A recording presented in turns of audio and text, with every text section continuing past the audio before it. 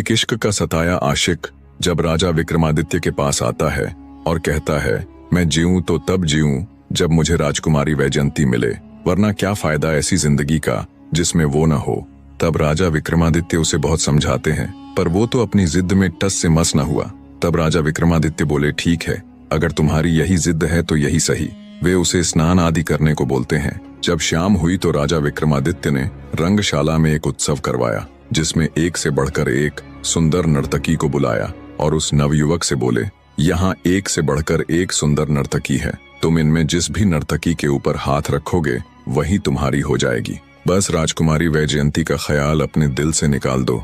राजा विक्रमादित्य की बात सुन नवयुवक बोला, माफ करे राजन, शेर अगर कुछ दिन भूखा रह जाएगा तब भी वो घास नहीं खाएगा। उसी तरह मुझे भी शिवाय राजकुमारी वैजयंती के किसी दूसरी स्त्री की इच्छा नहीं है। जब हर प्रकार से कहने की नवयुवक नहीं माना तो राजा विक्रमादित्य बोले, ठीक है, अगर तुम्हें राजकुमारी वैजयंती ही चाहिए तो कल हम तुम्हें साथ ले अमरावती नगर जाएंगे। अब तुम आराम करो। सुबह हुई तो राजा विक्रमादित्य उस नवयुवक को अपने संग ले अमरावती नगर की तरफ चल पड़ते हैं। पहुंचे तो देखा वहां एक से बढ़कर एक राजा महाराजा का तांता लगा हुआ है, पर कोई भी उस कड़ाहे में उतरने की हिम्मत नहीं कर रहा है।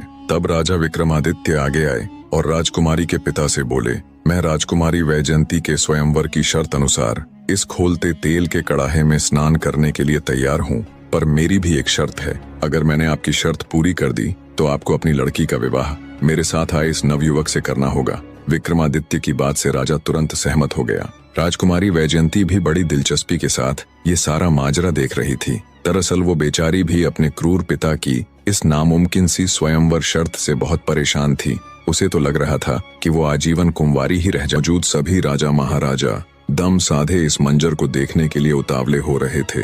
तभी राजा विक्रमादित्य ने अपने जादुई वीरों को याद किया और उन्हें हुक्म दिया कि जब मैं इस तेल के कड़ाहे में उतर जाऊं, तुम तुरंत मेरे ऊपर अमी की बोतल से छिड़काव कर देना। अपने अदृश्य वीरों को ये हुक्म दे राजा विक्रमादित्य तुरंत उस खोलते तेल में चले गए। जैसे ही वो भुने तो उनके कहे अनुसार उनके एक वीर ने उनके ऊपर अम्मी का छिड़काव कर दिया, जिससे वो बिल्कुल कुशल मंगल उस खोलते तेल के कड़ाहे से बाहर आ गए।